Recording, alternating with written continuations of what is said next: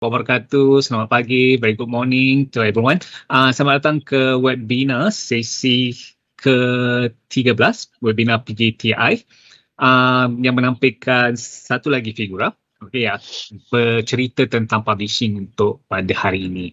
Okey, saya Azrai, pustakawan kanan daripada Jeneral Tun Ibrahim Library dan akan menjadi moderator untuk sesi pada kali ini. Sebelum saya mula, sedikit housekeeping notes.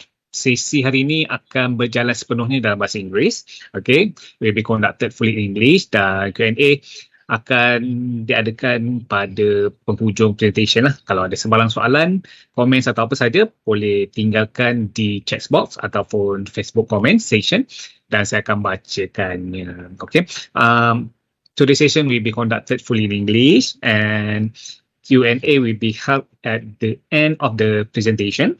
And if you have any question, comments, or anything, just leave them in the chat box and I will read at the end of the presentation. We are pleased to have with us today Ms. Alex Liu, Manager of Client Services at IEEE. And also we have Mr. Ken Koh from IG Group, I Group Malaysia. Okay, welcome Mr. Ken and Mr. Alex. Thank you for being with us today. Okay. Thank you. Thank you. Mr. Alex will be sharing insight on publishing your research and innovation with IEEE, choices and procedures. So I believe with the experience, the wide knowledge of our speaker, he will guide and help all of us for better understanding how to publish with IEEE. As we know, IEEE is one of the well-known publisher, have conducted numerous prestigious conferences and published many high-ranked journals. So before I start, let me introduce our speaker for today. Mr. Alex Liu is the Manager for Client Services Asia at IEEE.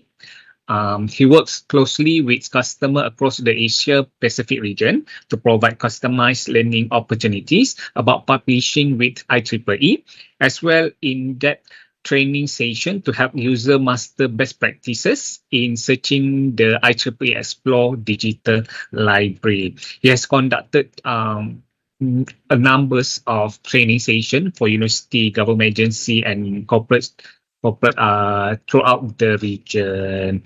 Mr. Alex holds a master degree in information studies from Nanyang Technological University and was previously an academic librarian at the National University of Singapore and US before joining IEEE. So I believe with his experience as an academic librarian also before this, I believe he can give added value for our today's session as he truly understands the landscape of academic world. So without further ado, I would like to invite Mr. Alex to begin the session.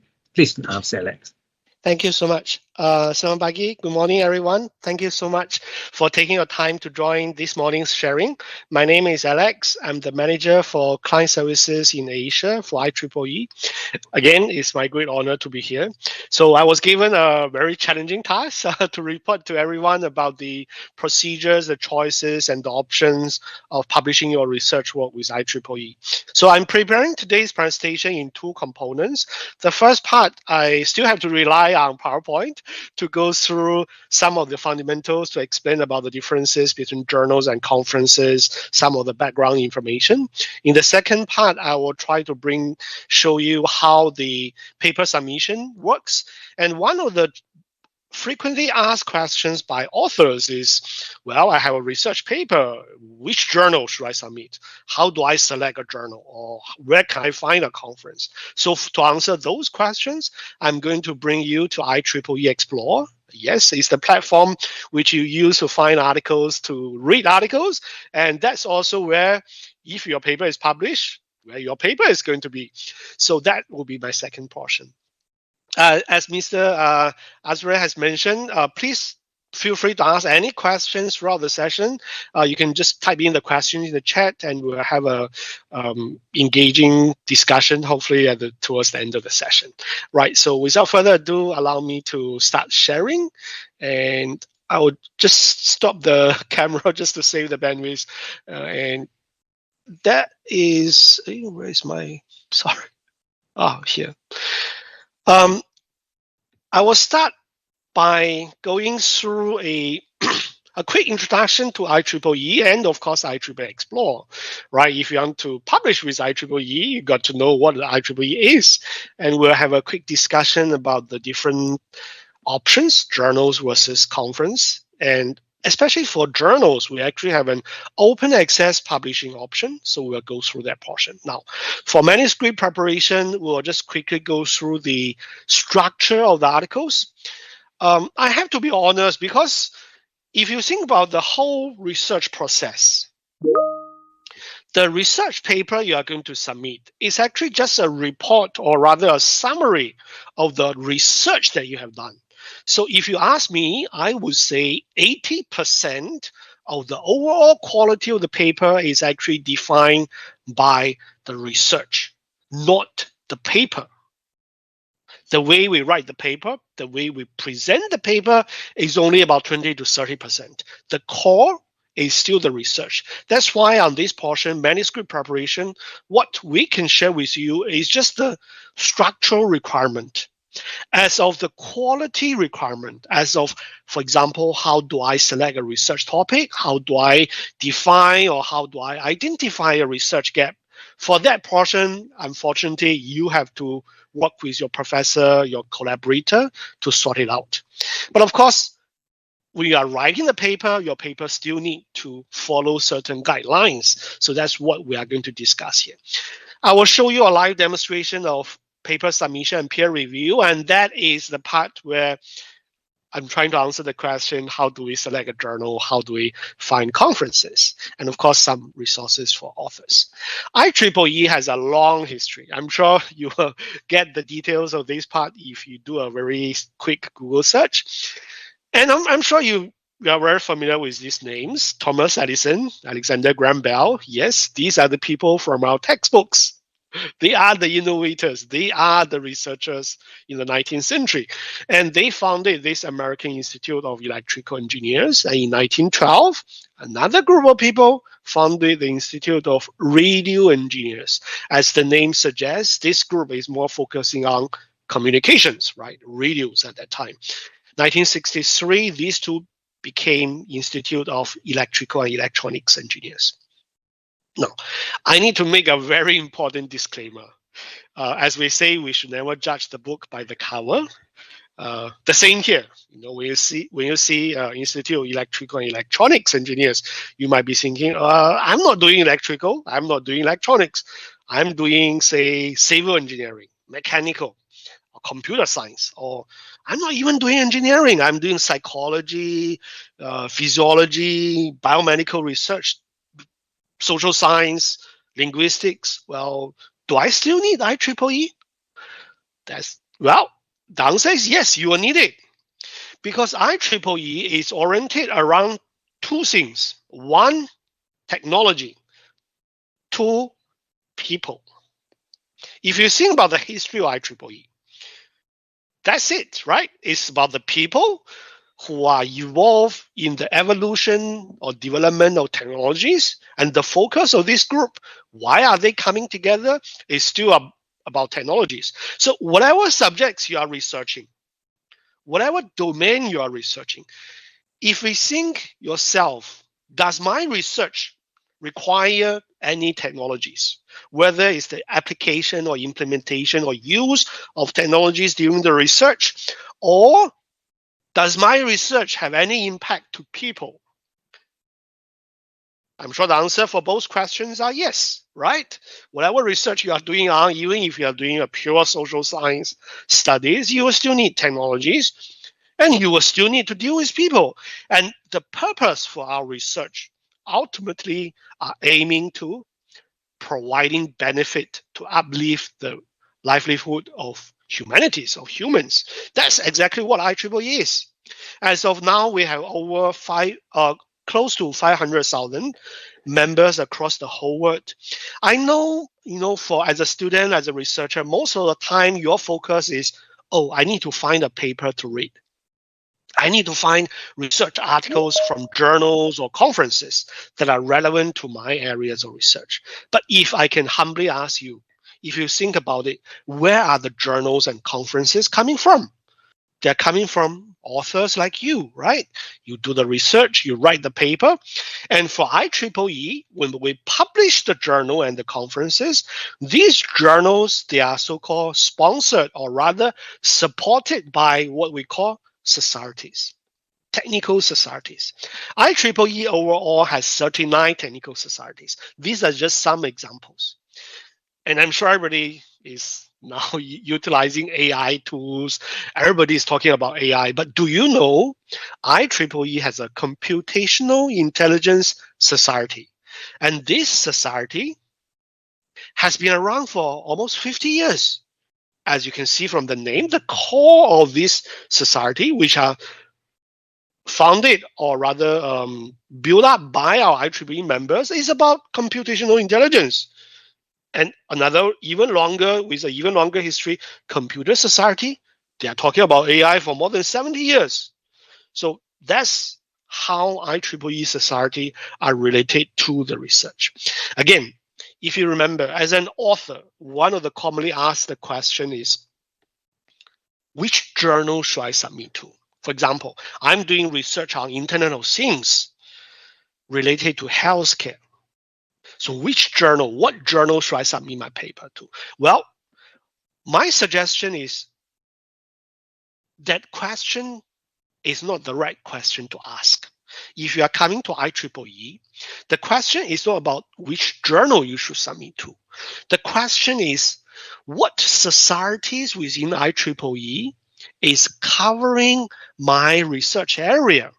Because if I know, for example, Internet of Things, they are related to healthcare. IEEE has an Engineering in Medicine and Biology Society. Engineering in Medicine and Biology Society. Well, that society is related to me, right? Because it's related to healthcare. So in that case, I'm not just looking for one journal. I will be checking out every single journal that Engineering in Medicine and Biology Society is publishing, because any of these journals are my good candidates for me to submit the paper to. So instead of asking the journal, we are going to check out what societies. I'm going to show you a live demonstration so that you have a better understanding of the relationship between an individual article and the journal where the article is published, and the society where the journal is coming from. So with that, you will have a better picture. IEEE covers a lot of domains.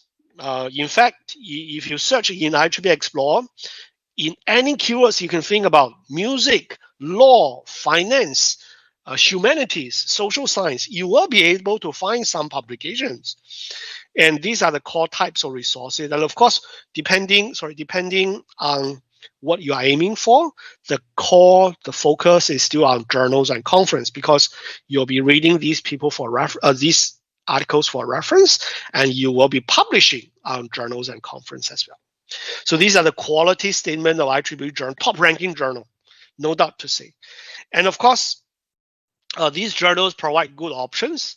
So later in the live demonstration, I will also show you a website where you can find the rankings of all the IEEE journals. Now, I know for some of our researchers, especially, your aim is to publish in the Q1 journal, Q2 journal, or with an impact factor higher than 5, for example, right? So where can you find those informations? Well, just give me some time. I'm going to show you in the live demonstration. So we'll quickly talk about the different publishing choices, journals versus conference.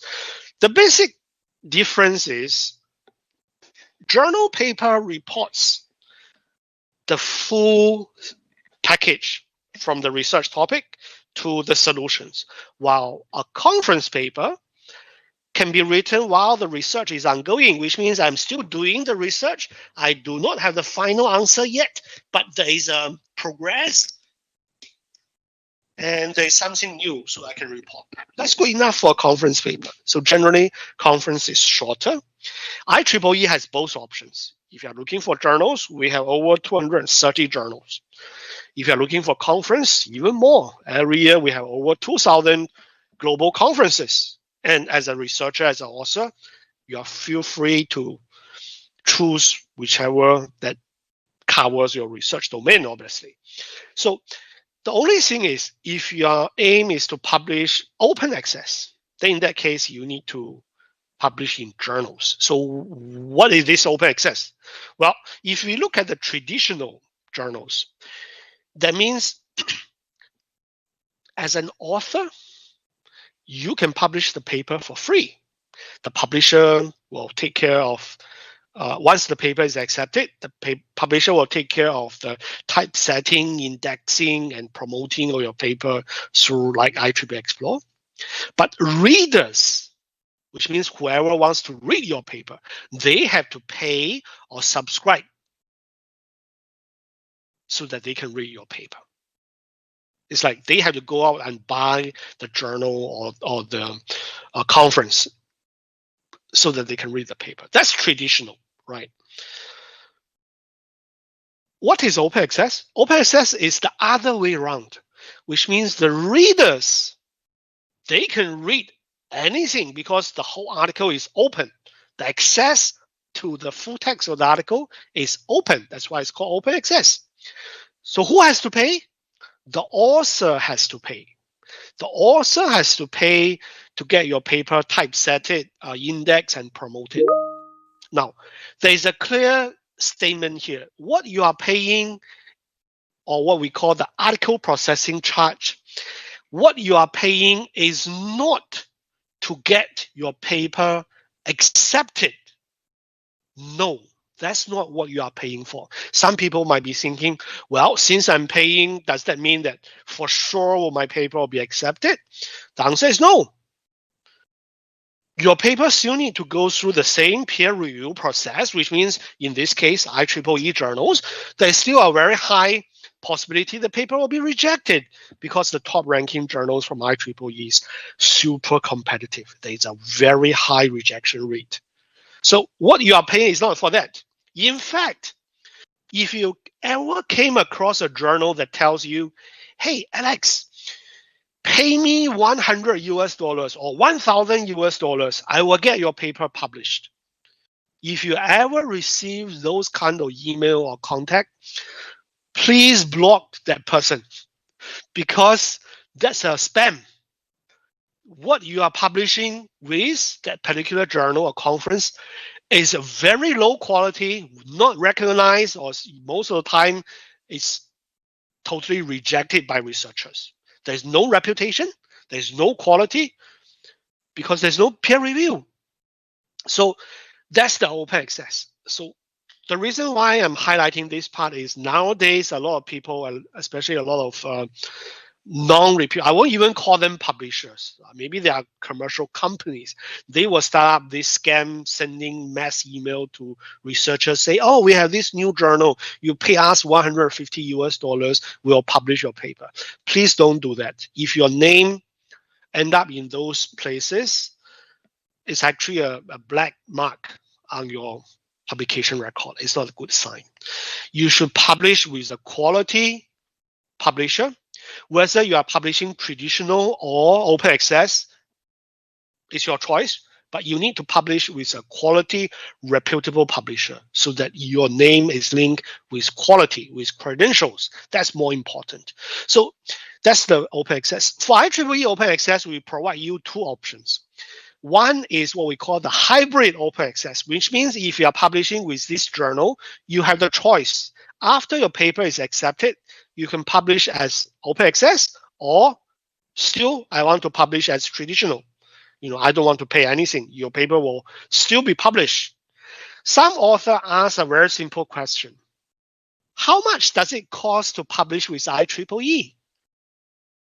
Well, the answer of the question is $0. You don't have to pay anything. Why? Because if you are publishing your paper as a traditional paper, in this case, can I publish traditional paper? The answer is yes. You can publish with traditional journal or hybrid open access journal. You don't have to pay anything.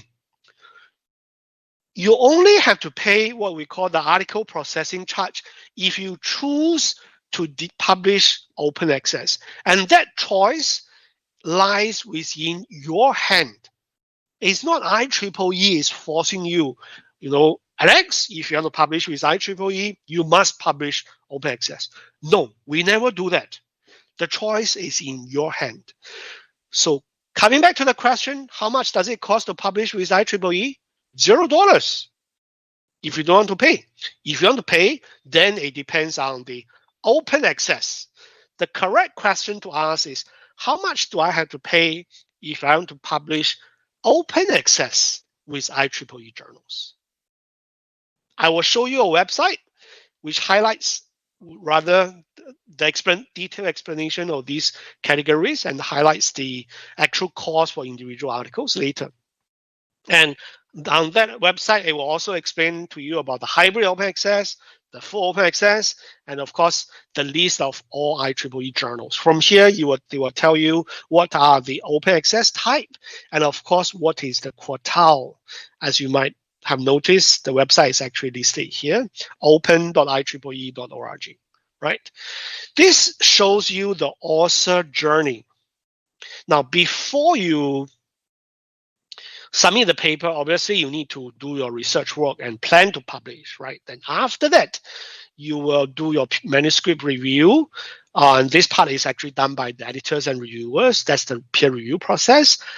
Now, the red color APC portion, this will only happen if you decide to publish in open access, which is the article processing charge.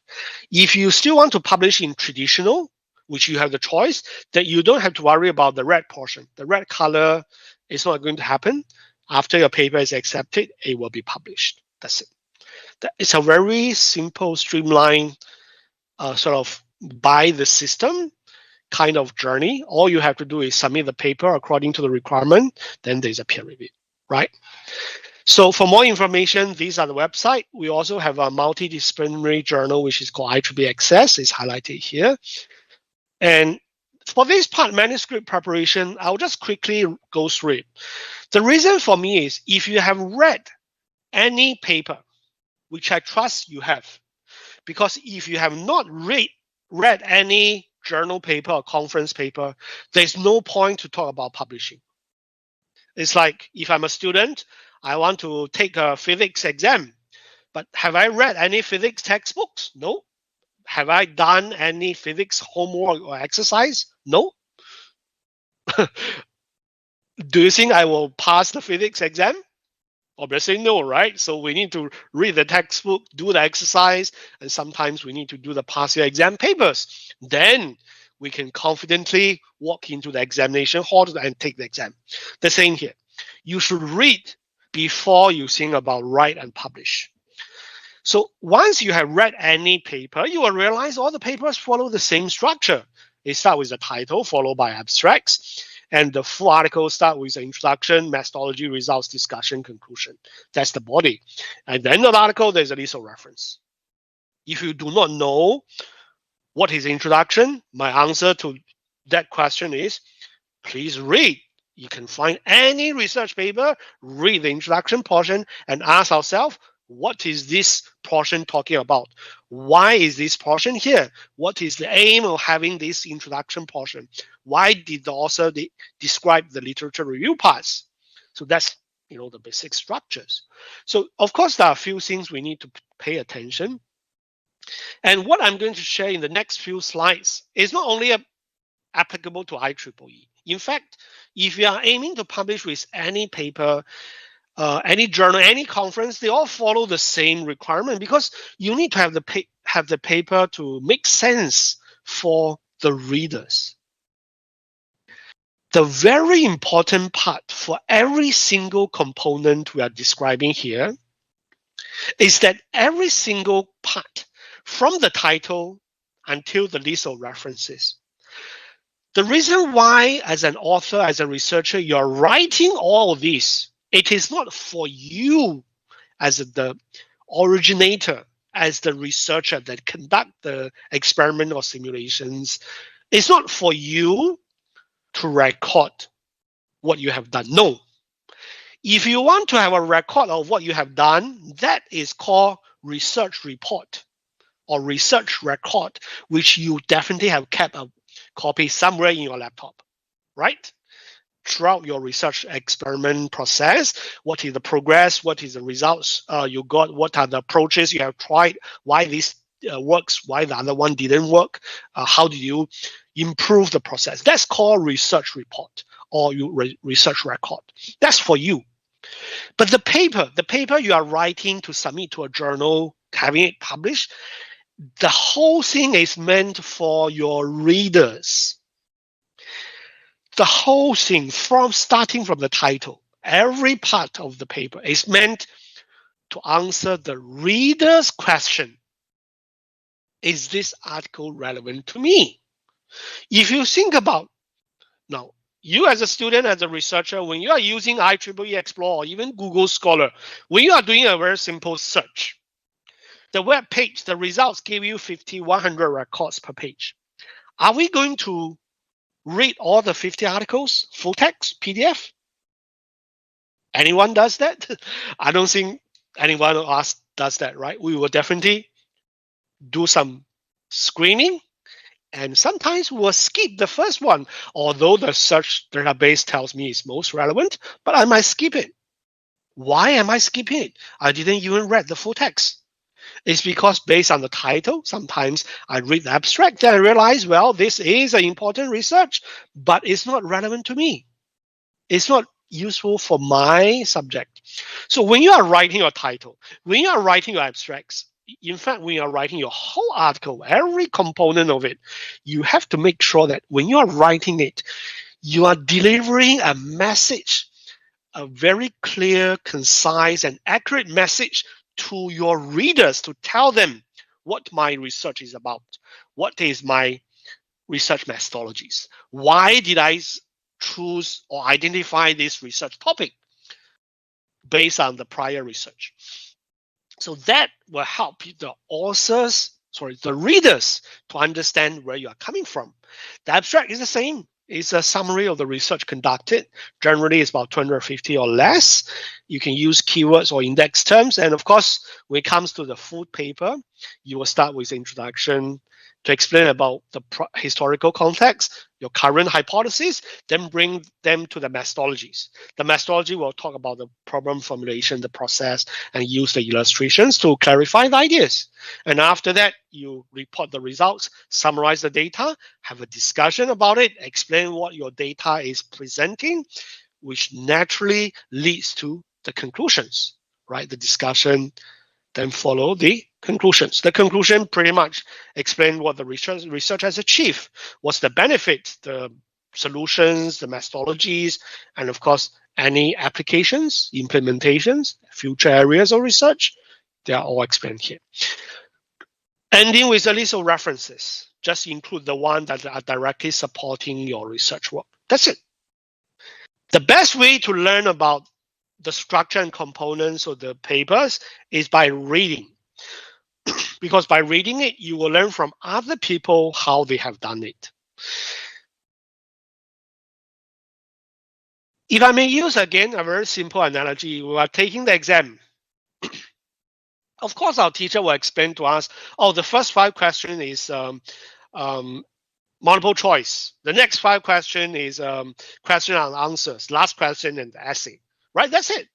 Do we actually spend time to learn, oh, what is a question and answer? What is a multiple choice question? How does multiple choice question work? We don't. Because what's more important is the content. What is the question asking for and what are the choices? So in this case, it's the same. You don't have to worry about, what is a reference? What is a summary? What is a literature review?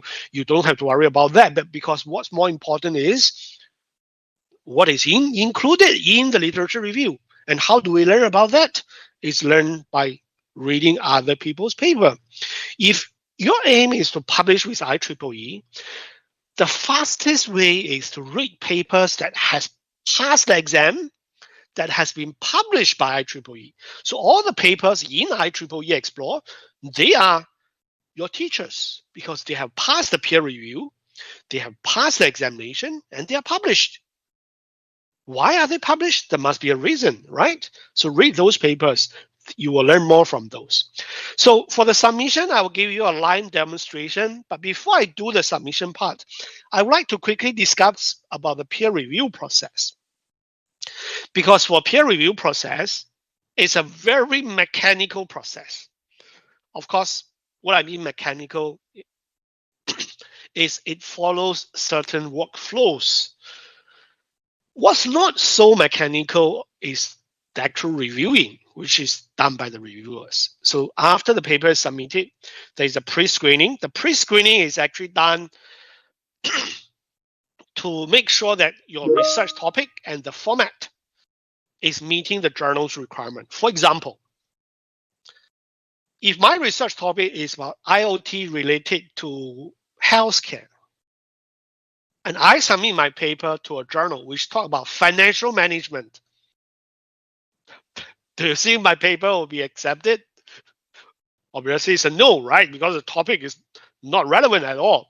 So that's why there's a rejection. Sometimes it might be because your paper did not follow the format of the journal requirement. But in that case, it's okay. You can still come back, take back your paper, and make sure the format meets the requirement and resubmit. The reviewers will review the questions after the pre-screening and will send the comments to the editors. The editors will say accept, reject, or sometimes it's revision. Of course, there's minor revision, depending on the paper. After the revision, the paper will be sent back to reviewers. Then there's a second round of review. There might be accept, reject. There might be a possibility for a third round of revision, right? The only difference is for journals, there can be 2 rounds, 3 rounds of revision. But for conference, a lot of time, there's not many revisions. There's not many because conference have a certain timeline. If the conference is happening in, say, December, and most likely by October, the paper has to be finally selected, and there's not much time for the editors to send to you, say, oh, you need a revision. No. So for conference, a lot of time is just accept, reject. Some of the conference, they have a revision, but maybe 1 round, that's it. Yeah. And what other editors and reviewers are looking for? Some of the students, especially young researchers, they will say, well, my research is 100% accurate. There's nothing wrong, research topic, research methods, data analysis, everything is correct. Why is my paper still rejected? We have to understand that in order for a paper to be selected and published by a journal, the requirement or the criteria is not about the accuracy of the research. In fact, having an accurate, correct research with accurate data, accurate analysis is a very, very bare fundamental requirement, which means almost everyone's paper submitted to the journal, they are all doing correct research. So why are there still a lot of paper being rejected? The number one reason is actually the number one point on this slide, which is the scope. I'm doing a correct research, but if I'm submitting to a journal which talks about a much more impactful research about what my topic is covering, then in that case, obviously my paper is rejected. So if you ask me, this is like a matching process. If my level is a mid-range, the level of my research topic or my research results is a mid-range, and I'm aiming for Q1 or number one journal in this domain. The reason why this journal is number one is because it reports impactful, quality, frontier-leading research. And if my paper is not up there, obviously my paper won't be selected. So that's why before we submit any, sorry, is that a question? Let me come back to the PowerPoint.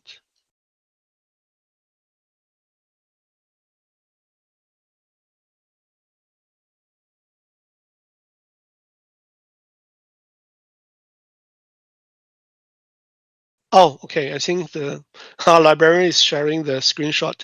I will be sharing the deck of slides with everyone, through our librarian after the session, so you don't have to worry about this part. Okay. Let me resume now. So the number one reason is for the scope, and this is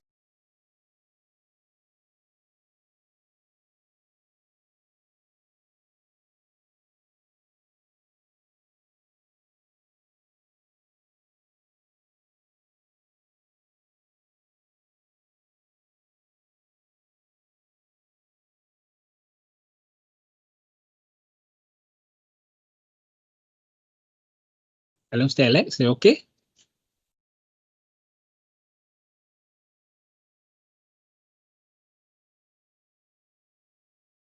Maybe wait for a while. I think maybe this disconnected. Yeah, I think so. Hi, Okay. Alex. Sementara tu yang lain, kalau ada soalan nanti boleh tinggalkan di ruangan chat. Nanti Mr. Alex akan jawab lah, saya akan baca dan Mr. Alex akan jawab.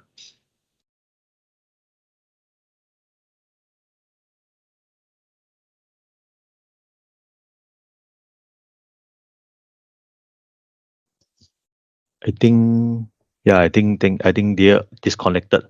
Yeah, that's okay. Yeah. Wait. Alex to log in again. Okay. Yeah.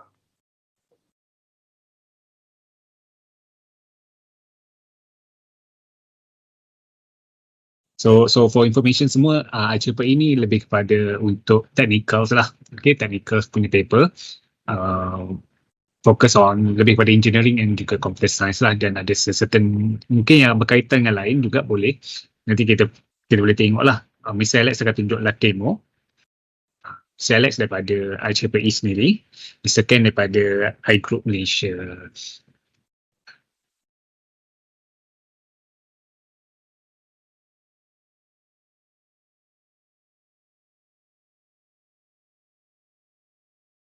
Dan untuk pengetahuan, kalau semua for your information, if you want to access our IEEE and or also others databases that subscribed by library, you can access from libproxy, libproxy.upnm.edu.my. So from there you can just enter your ID and password. If you don't know your ID and password, you can ask our staff at counter, or you can send email, and then we will provide the step lah and the ID password for you. From there we have several databases including IEEE itself, okay, and then we have Science Direct, we have ProQuest, IOP, and many more. Okay, they can be used by our user freely. Okay. We are still waiting for Mr. Alex. Anything you want to ask about? You want to ask about our library services? Also, you can ask me. You can email directly to library@upnm.edu.my. Either me or Cik Liana will answer it. Okay. We also provide turn-in for you to check the plagiarism. I mean the similarity. It's not plagiarism, similarity. And also for lecturer, they can check AI percentage. Okay, they can check AI percentage of their student works. For student, if you want to check your AI percentage, you need to consult with librarian.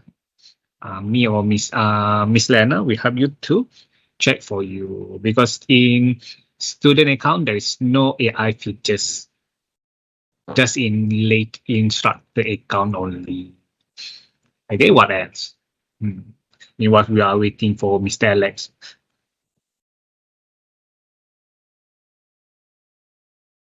Wait lah, Azrai. It's okay. Alex, I WhatsApp Alex already. So he said his Chrome browser something wrong. So he will log in again. Technical issue. Sorry. It's okay. Yeah. Maybe if you want to ask Mr. Ken also can. Mr. Ken is a person in charge for SS Junior, right? Yeah. I group SS Junior. Yeah, SS Junior under iGroup Malaysia. Yeah. So beside IEEE, we also represent a few database that subscribed by UPNN library. So like IOP, and then IOP, and then we have like those most IEEE and IOP mostly. Yeah, these two major database. And yeah, so for IEEE, maybe we can focus on for today IEEE. Like as I mentioned, IEEE not only have engineering and computer science. Most of their document actually in engineering, especially E&E engineering, but they also cover civil engineering, mechanical engineering, mechatronic, and also like all other like chemical engineering. And then they are very strong in computer science and AI now. Okay. Then beside that, we can also find some medical content actually. But knowing that maybe you also don't have the medical content, but it's good for your knowledge. They have medical content, they have pharmacy content, they have biotechnology content, biomech, and sometimes we also can find some humanity and social science content as well. So in most of the demo and training, I think one of the IEEE colleague always make a joke when he visited Malaysia University, right? He liked to search using durian. He always like to use the durian keyword. So you know, like for durian keyword also we can find about 100, more than 100 articles.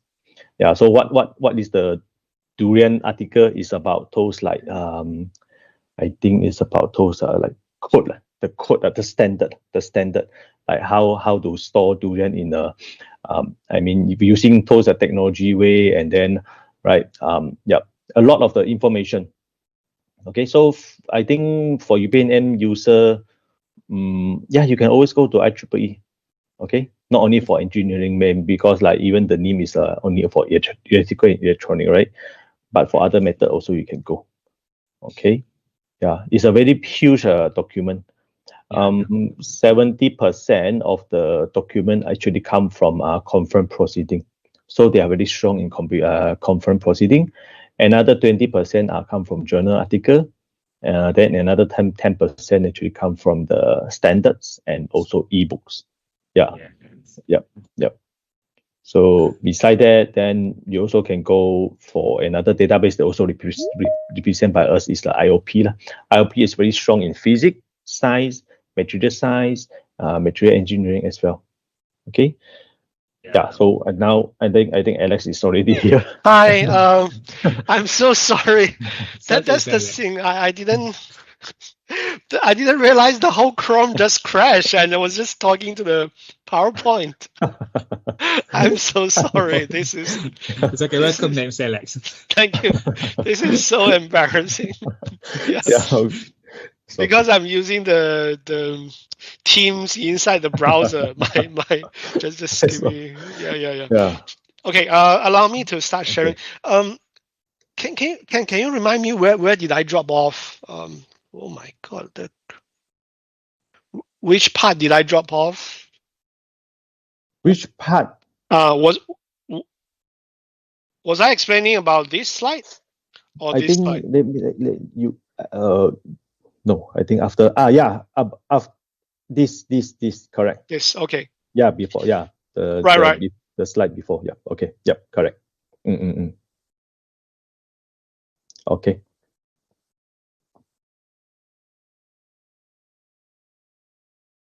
Is it Alex?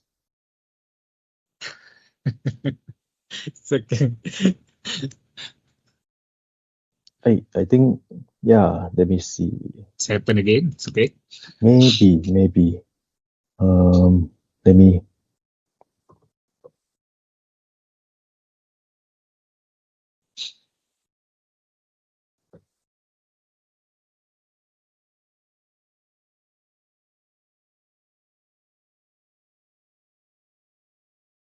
Yeah.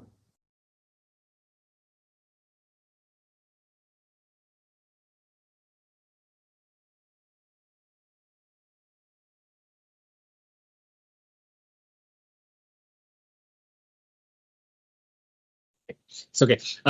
Just for information for our audience, Triple is one of the compulsory databases listed by Board of Engineer Malaysia (BEM) for Engineering Accreditation Council lah. So that's why all engineering school in Malaysia must subscribe to the IEEE. Okay, they must IEEE, so the compulsory databases that must be subscribed by the university or the college. So, and I also check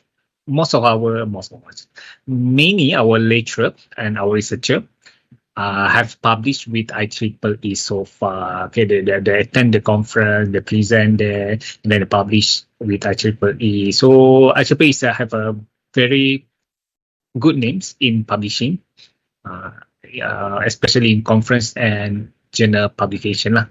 So from this session, you will learn how to publish with IEEE. So take these opportunities because Mr. Alex, one of the best person to talk about it. So because sometimes later researchers, students come to us and then they ask about how to publish with IEEE. So we can teach you how to go to the website and blah blah blah blah blah. But from the site, why they reject, how to make it accept. Maybe Mr. Alex is a good person to talk about it. Okay. What else you want to talk? He will try to log in again. It's okay. Yeah. Just for a moment. Yeah. So let's say if because today's topic actually about the publication. So let's say in the future, if I know that because now it's a new intake, so some of the new students maybe they are not really famous about not only familiar about the IEEE platform. Maybe we can arrange another section just for the platform. Okay. Yeah. So those are for the new student. Yeah. For today is actually more on like publication already. Correct. Yeah. I will ask Cik Liana to contact person in charge to arrange the time date and time. Yeah, that one we also can arrange like online. Yeah, for some of the database that you think is necessary right? Maybe the core database that you can arrange for the online training for the new student, especially, right? Let them understand what are the databases that subscribe by library. Yeah, I think Alex. Hi, Alex. Yeah, I'm so sorry. The Chrome crashed again, so I'm trying to use Firefox. Just yeah. Oops. Just set the. Just give me 1 minute.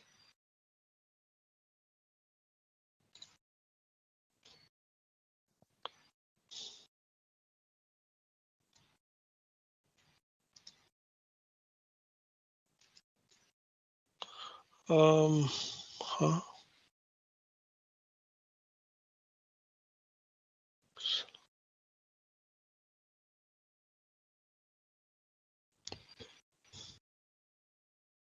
Okay. So can you see the screen now? Yes, Ken. Okay. So Yeah. are you Yes. seeing the PowerPoint or? Yes, but not the full screen. Yeah, I think yes. Okay, After, let me try. Okay. yes. Okay. Okay. Okay. Okay now. Yeah. My apologies to all the participants and all the researchers. Technical Don't issues. worry. Okay. Thank you. Okay. Yeah. Yeah. Thank you so much, Ken, for reminding. So yeah, we are talking about checking every components of this throughout the whole process. The only exception is the first one, because this one we need to so-called evaluate our own research, our research level, research impact. Then we need to assess the level of the journals. It's like a matching process. Where is my level? Where is the journal's level?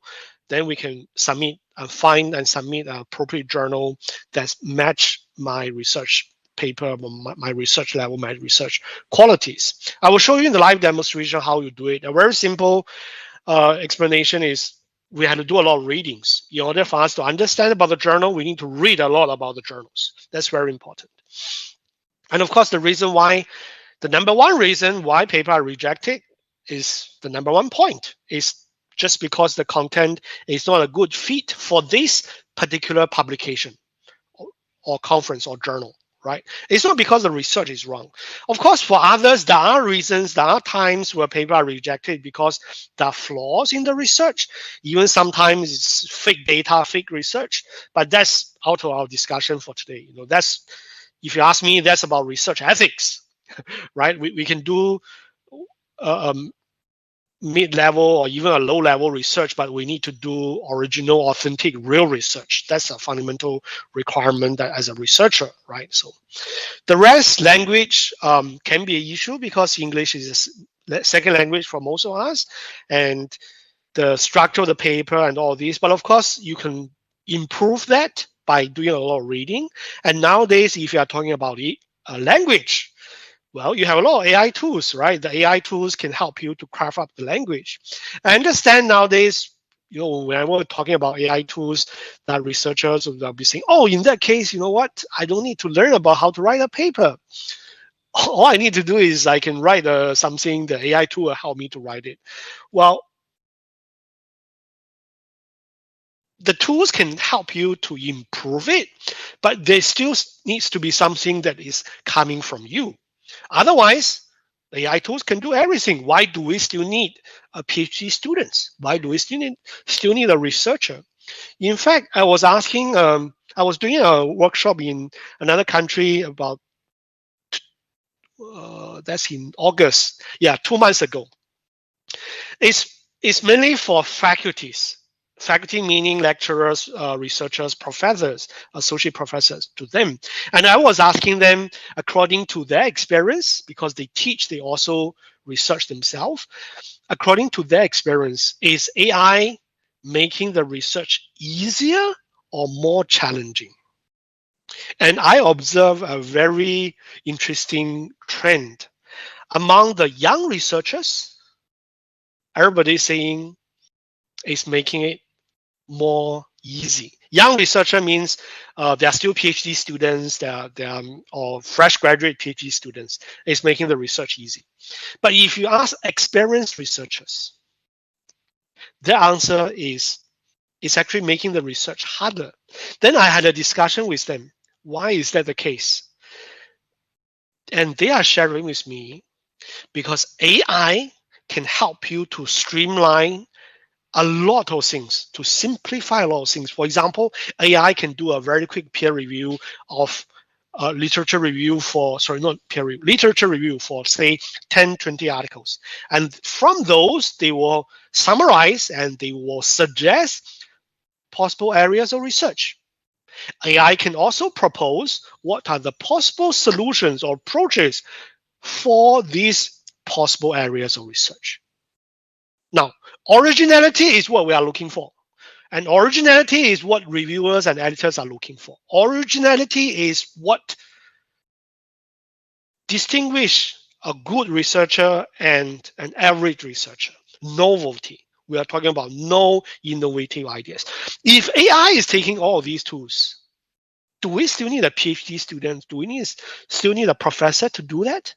It's not. The reason why young researchers are thinking, oh, AI is making the research work is because they are simplifying a lot of manual tasks. For example, crafting the figures, helping them to so-called improve the language or the structure of the paper. Yes, that part of the AI can do that. But if you are coming to the core of the research, if you think about 10, 20 years later, it will be more challenging for researchers to continue the research because a lot of the work doesn't need a PhD. It's like last time, right? We don't need PhD students to handle all these complicated works. If you think about nowadays, the reviewers, they are looking for the same. They are looking for originality. And that's why the content is very important. So the next few slides is about ethical publishing. I'm not going to explain too much details. Pretty much is very simple. Number one, do not copy and paste. Whatever is others, we need to provide proper credit, proper citations. And number two, if you have one paper, you should only submit to one venue, whether it's journal or conference. Then from there, you will be able to find, wait for the peer review. And after that, you will get a response whether your paper is accepted or rejected. You should not take one paper and submit to two or multiple places. It doesn't work like that. One paper, one venue. And this is the IEEE Author Center, which I will share with you now. So let's see that if that works. Again, I hope. Can you see the IEEE Explore homepage? Yes. Oh, thank you so much. Yeah. I need to have this confirmation every time I share the screen now. So this is IEEE Explore. I don't have the, where is my sharing? Oh, here. So in the chat box, if you have not used if you have used or have not used IEEE Explore, I will recommend you to start using it, as I was explaining in the simple analogy, right? If you are taking a physics exam, the very fundamental requirement is at least we should read the physics textbooks. So these are all your textbooks. If you want to publish in, say, any of the journals, very simple to ask the question is, how many papers have you read from the journal? Say, I want to publish in IEEE Internet of Things journal. If your question is, can I publish, should I publish in the journal? The first thing we need to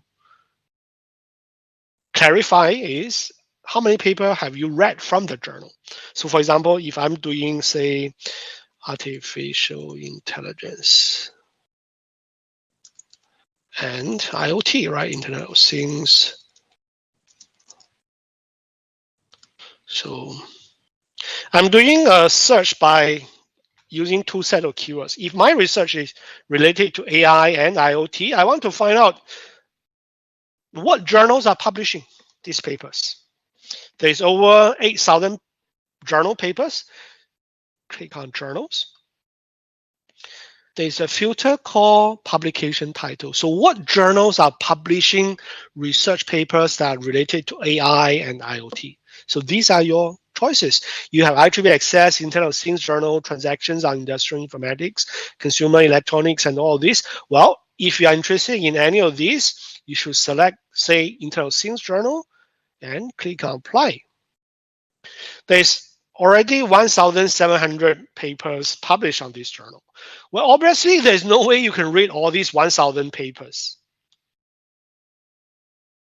But what we need to do now is, I'm sure your research is related to some part of AI and IoT. Because under this, for example, this can be talking about the AI and IoT in healthcare, in green energy, in automobile vehicles, in transportation, in signal processing, right? There must be some other keywords or subtopics you are working on. So for example, if I am talking about, say, healthcare, right? So health monitoring, healthcare, I can add additional keywords to zoom in So instead of 1,700 articles, I'm down to 220 articles. What you need to do now is read the 220. Well, you may not need to read all the 220, but at least based on the sorting option, relevant, newest, most cited, you think about whether this article is relevant to you by reading the title, reading the abstracts. For example, by reading the abstracts, I know this is not relevant. This is not relevant as well because it's talking about Edge for Cloud is not what I'm doing. This one is what I'm relevant because I'm talking about healthcare related to public health, in this case, COVID-19. Well, then what you do is you read this article. So you read the papers that are relevant to your research topic. What you will be reading is the level of the research. Because this paper has published, they are accepted by the journal. If your question is, what are the reviewers and editors looking for this journal? Well, just read the paper that they accepted. There must be a reason they got accepted, isn't it? They passed the exam. So you read the paper as if you are a reviewer. In the same time, you try to compare this paper, the level of the research, the impact of the research to your research paper. Are they on par? Talking about a similar range of importance, impact, cutting edge, frontier leading? Of course, we can't do it by reading one paper. You need to do a lot of reading. That's why reading is the most important part. If you ask me how the number one secret of getting the paper published is not about writing, it's about reading. The more you read, the more you will know what this journal is talking about. Once you are familiar, you realize, well, looks like my research is about on par with the same level of what this journal is looking for. All you have to do is click on the title of the journal, which will bring you to the journal's homepage. They have all these impact factors, site score, and all this. In fact, if I were you, if I have done a lot of readings of the articles, I won't care what is the impact factor, what is the eigenfactor. Because again, the number two secret of getting the paper published is not to publish in a top ranking journal. It's not to publish in the best journal. No. The secret is to find and publish in a suitable journal to my current research. As a researcher, as a student, we all progress along the way, right? In the beginning, we may just be doing some fundamental, entry level paper. Maybe we publish in a Q3 or even a Q4 journal. No problem. Give me 3 years, 5 years, we progress. So the secret is to find the appropriate journal. It's not about finding a high impact factor, what is a ranking, what is a quartile. It's not about that. It's about a lot of reading, learn more about the journal. Submitting the journal is the easiest part. All you have to do is click this link. That's it. If you know how to send an email, you know how to submit a journal. Submit to a journal. Just click on submit manuscript. You will be brought to a website. Of course, you need to log in if you don't have an account, right? If you don't have an account, create an account. If you have an account, just log in. And all you have to do is follow the step-by-step procedures. And see, I have account, So these are some of the examples I was listing. If you look at the right-hand side here, the progress. It's a step-by-step process. For example, the first one, you need to identify what is article type. Regular article, letters, review article, tutorial article. We are looking for original regular articles. If your question is, so what is a review article? What is a tutorial article? In that case, you don't need to worry. Because you are not submitting. You're not going to write a review article. You are not going to write a tutorial article. For most of us, if you do not have a clear understanding what is a review article, what is tutorial article, you don't have to worry about it. Just select regular articles. For certain journals, like in this case, the title of the journal is called IEEE Internet of Things journals. They will accept this kind of paper called letters. Letters is similar to the journal paper, journal article, only that it's shorter, right? is shorter. Like in this case, they specify limited to 4 printed journal articles. So this is step number 1. Select this is regular article, choose one of these, confirm. I'm sure you know how to do this. It's just a step-by-step process. The only thing is when you are entering the author details in this step, you need to make sure that you use your university's official email address, upnm.edu.my.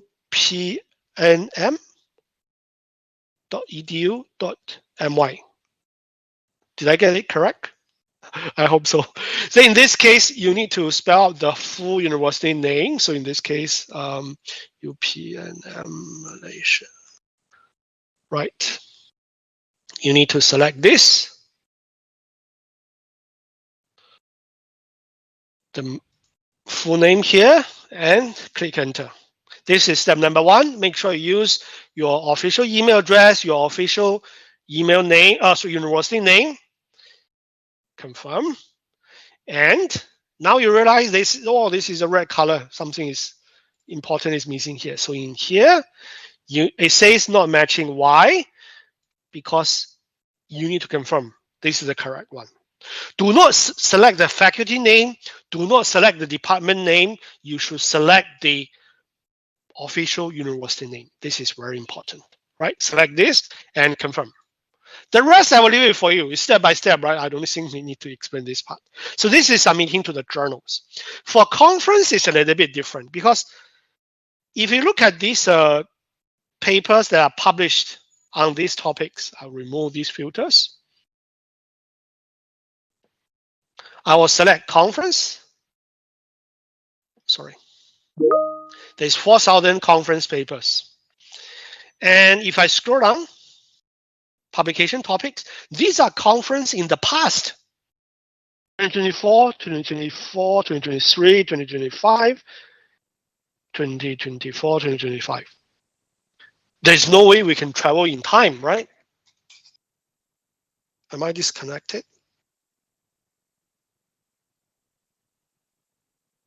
Oh, sure. No, Alex, you're still here. Okay, thank you so much. Thank you so much, Ken. Thank you. Here. Okay. Right. So for conference, well, of course, I wish I can attend these because they do publish paper related to my research domain, but no one can travel in time, isn't it? So what we are looking for is this: third, second. What does it mean? It means this conference has happened more than once. There might be a possibility this is going to happen next time, isn't it? So for example, this one, Conference on Artificial Intelligence for Internet of Things. Well, I want to see whether this conference is happening this year or next year. So I want to find out where are the upcoming IEEE conferences. Still again, in IEEE Explore, scroll all the way down, you feature authors. Now, I'm not sure how many of you have done this, but there is a gold mine hidden below. It says upcoming conferences. Well, obviously, we have more than 3, so see all upcoming. Voila. This is the official catalog of all the IEEE conferences that's going to happen. As you can see now, we have over 1,600. Last week I checked, we have 1,700. Why? Because these are happening as we speak. This is happening as we speak now. They started today in Serbia, right? This is another one happening today in Japan. This is another one happening today in Indonesia. Another one happening today in Italy. So IEEE has a lot of conference happening every year. You can use the keyword to do a search. As you can see, wow, we have a lot of conference on AI and IoT, right? This is one way of searching. Another one is you can refine by conference date or conference location. I'm happy to report that Malaysia organizes a lot of conferences every year. Look at the numbers. And comparing to the rest, right? Korea is considered as one with a lot, but still, Malaysia is 34. We have a lot of conference happening. So for every conference, this is next door, isn't it, in PJ? So for all these conference, all you have to do is click on the hyperlink. It will bring you to this website, has a lot of information, even a map. Of course, for us, I don't think you need a map. But what we need is, this thing says conference website. Now, if we click on this, it will bring you to the actual conference website. It's happening in PG and is coordinating with UPM and, of course, with IEEE sections, sponsored by IEEE Malaysia section. And what we are looking for is this important date: submission of paper extended to the 30th. Oops, we are late, right? Because the conference is happening in November. Now you see, the submission deadline is 30th of August. Notification of acceptance is starting from 25th of September onwards. Camera ready and final registration is 15th of October. Conference date is 5th of November. Now, if I ask you, when should you start looking for the conference? This conference paper submission deadline is at least, well, rather almost 2 to 3 months before the conference date, right? So that's a good indicator. Normally, we recommend, if you're looking for a conference, let's say you want to go for a conference in December, then you should have started looking for paper submission, aiming latest by somewhere in August or September. That's it. 2 to 3 months before the conference. You cannot say, oh, I'm going for a conference next month. Can I submit a paper now? Too late. You need to plan ahead. So that's how you can find conference and, of course, search for conference, right? So in this case, I will do a search on this. Any of these conference, and some of them is happening next year. As you can see, 2026. That's good for you to plan on how to attend the conference. This is happening in India. Click on it, and you have this conference website as well. Right? Click on it, it'll bring you to the actual conference website again. So you get the idea of where to search for conference. It always has this committee participation, call for paper, etc. Paper key date, paper submission deadline. Oh, paper submission deadline is 3 days from now, isn't it? And this conference is happening when? February next year. So you see, 4 months before the conference. All right, so that's for the conference. Last but not least, I will share this website, IEEE Author Center. Just do a Google search, IEEE Author Center. It has all the information you need. For example, you want to know about how to find a journal for writing, peer review, publication. I recommend you to check out this part on video tutorials. It will explain to you about writing, peer review, publication, and all the details here. This is very useful. And of course, we have information for journal authors. This is where you can download the, if you click on create your journal article, authoring tools, we have article templates. From here, you can download the article templates. All right, so that's the last thing I'd like to share. Let me stop sharing now. Let's see if there's any questions. Any questions? Any question from the floor? If there is no question, I have several questions for you. Sure. Okay, first of all, does the number of articles of any author previously published influence the acceptance rate of their submission? For example, do first-time authors generally face a lower chance of acceptance, or does IEEE treat all submission equally based on quality? Thank you for the question. The person that decides the quality, decide the acceptance or rejection of the paper is the reviewers and the editors. Reviewers will give the comments to the editors. Then the editors will make a final decision. And for all the reviewers, they do not care. If I can say in plain English, they don't care who the authors are, where the authors are coming from, like which university, whether it's coming from MIT, Harvard, or International Space Station, they don't care. What they are caring is the quality of the research.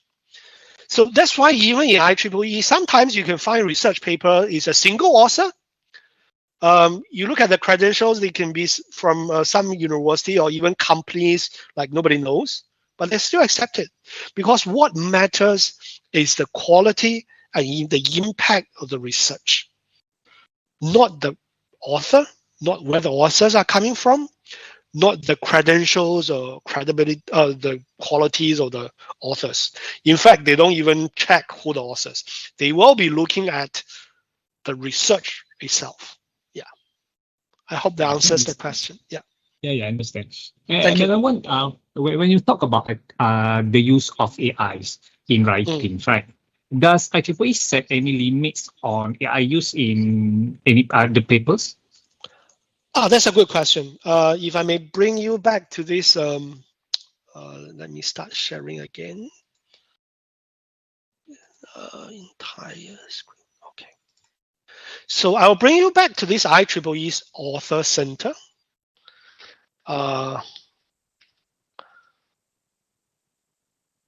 Intelligence. Yeah, it's actually under here. Submission and peer review policies. If you look at this page, submission and peer review policies, we have a dedicated portion on guidelines for AI generated content. Now we were talking about if you are using AI for crafting up, which means correcting your grammatical errors, improving your language, that part is understandable. But if you are saying, oh, I'm just telling, oh, let's say in a ChatGPT, I will say, write a paper for me, or write a paragraph, or write a summary for me, write a literature review for me based on these 3 papers. That's different story. That is, you are asking AI to do the job for you. That is not allowed. That is not allowed. But if, let's say, you have the paper ready, but I realize that my editing, my grammar might have issues, then I let the AI tools to help me to build so-called beautify or craft up the grammatical errors or mistakes or the language. That part we can understand. So we understand it's common practice, but we still need the disclosure.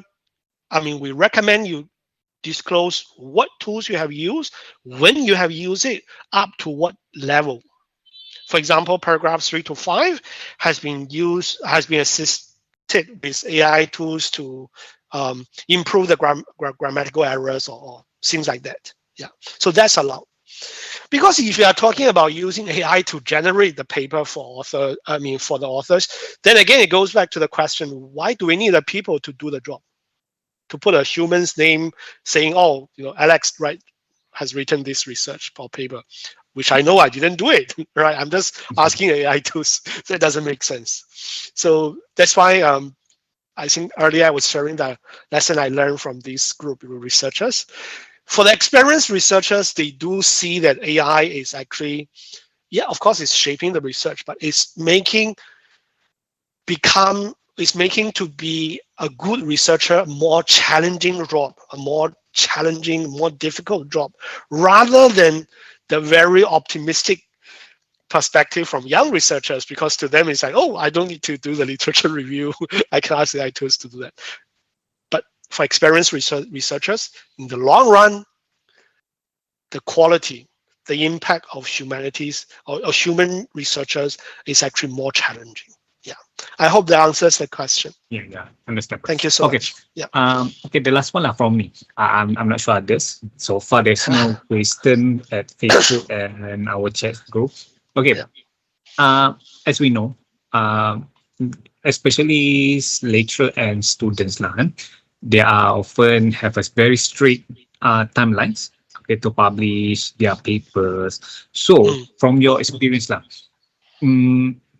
between published in journals or published in conference, which one is very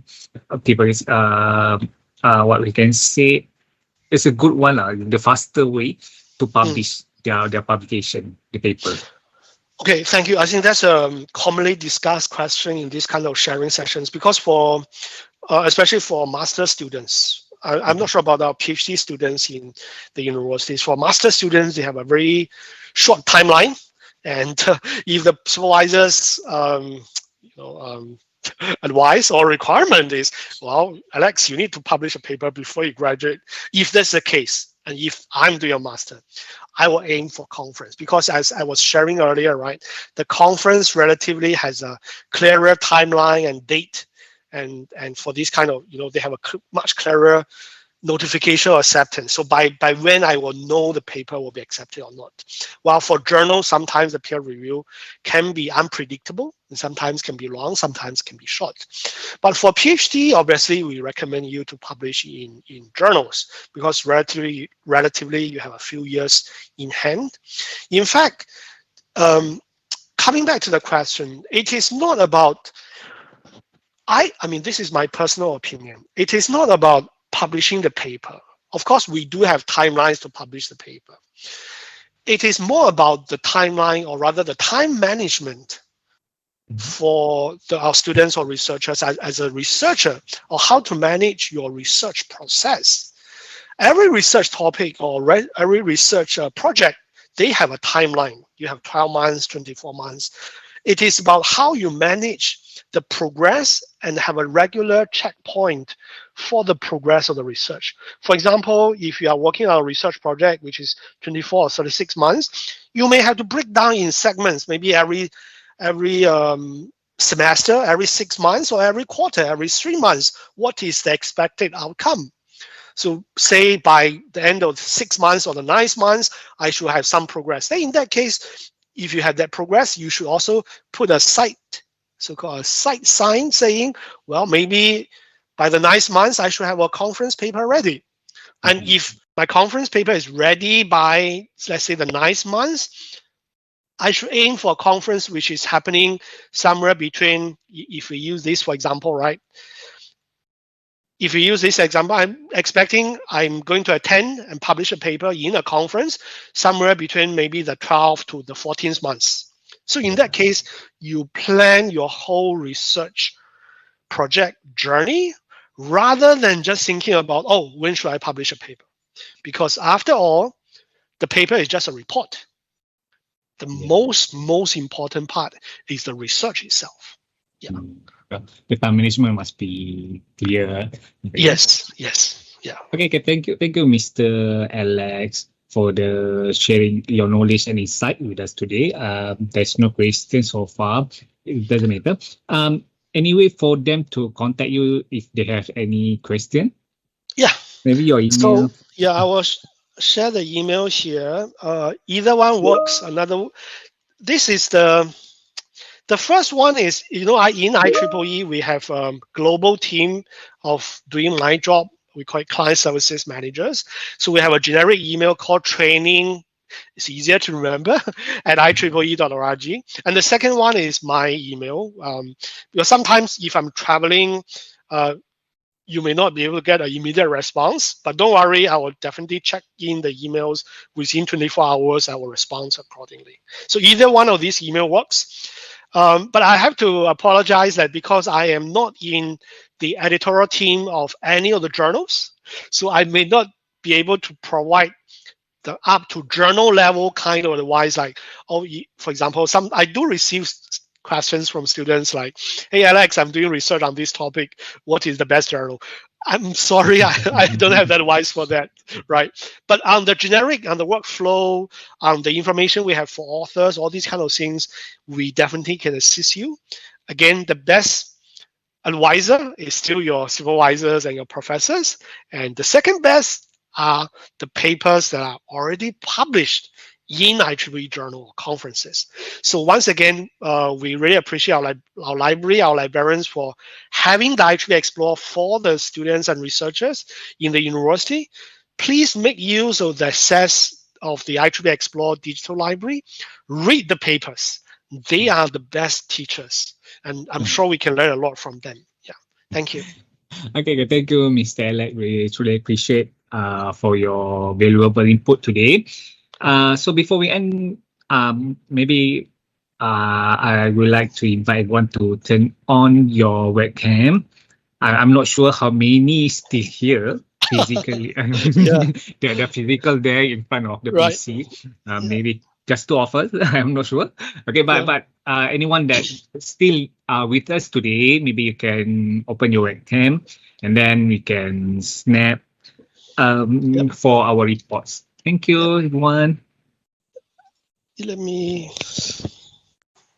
Lena. Oh, sorry. I should have the virtual background up. It's It's in okay. my standalone Microsoft Teams, but in the web version, it's not here. Yeah. So are you right now working from home? Yeah. For this morning, I'm working from home, and after this, I will go to our office. We have a meeting in the office in the afternoon. Yeah. Oh, yeah, for a while. I think the rest are we- gone for the lunch. I will capture. Yeah.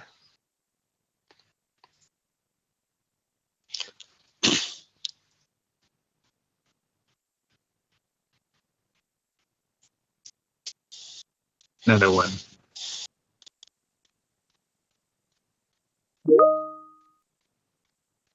Ah.